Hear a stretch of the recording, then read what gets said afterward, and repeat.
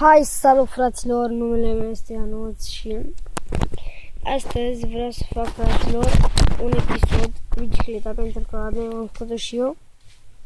A avut niște probleme, a fost pe pană, chestii de genul, pam. Fraților, spune aici pauza și o să ne vedem pe drum. Pa. Hai, fraților, că stați așa. Perfect. Bun, fraților, deci noi acum mergem cu bicla. Nu o să fie un stai așa să merg să nu s-audă un preparat.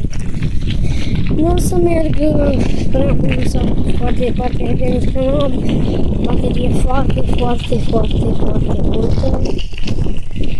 Dar e ok. Fraților, dacă mai vreți episoade în continuare cu bicla, nu uitați să vă abonați, să dați un like, un share pe Facebook, fraților, că mă ajută foarte mult. Așa. O să mergem până la puț acolo, că așa zicem noi la puț. O să ne întoarcem. Fraților, avem 74 de abonați. M-am gândit să ne dușeți. Oh, shit. Stai.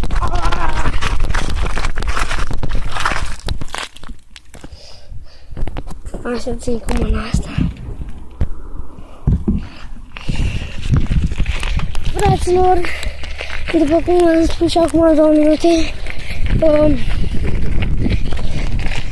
am făcut 74 de abonați, mulțumesc foarte mult și aș vrea să facem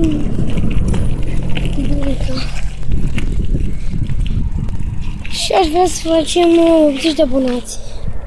Păi dacă ne-ar trebui.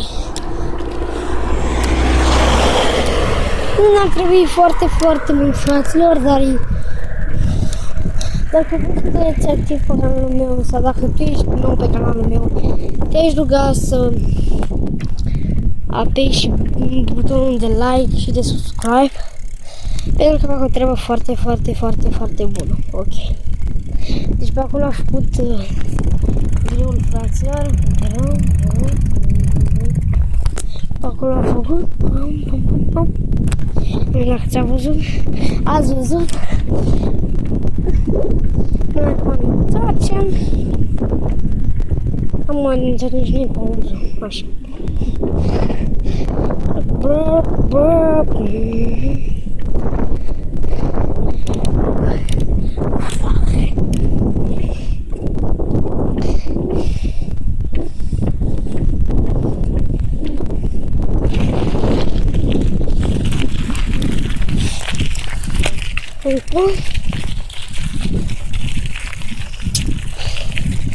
Fraților, cred că o să opresc aici videoul pentru că este ca departe că mai am niște puțină treabă ca să mă duc.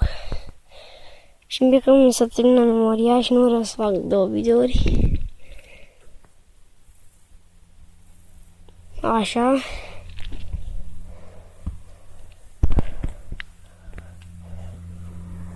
Cine e ăsta? Oh, fuck, man.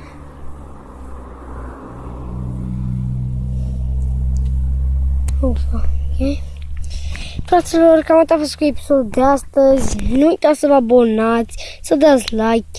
Eu am fost Ionuț și ne vedem data viitoare. Pa!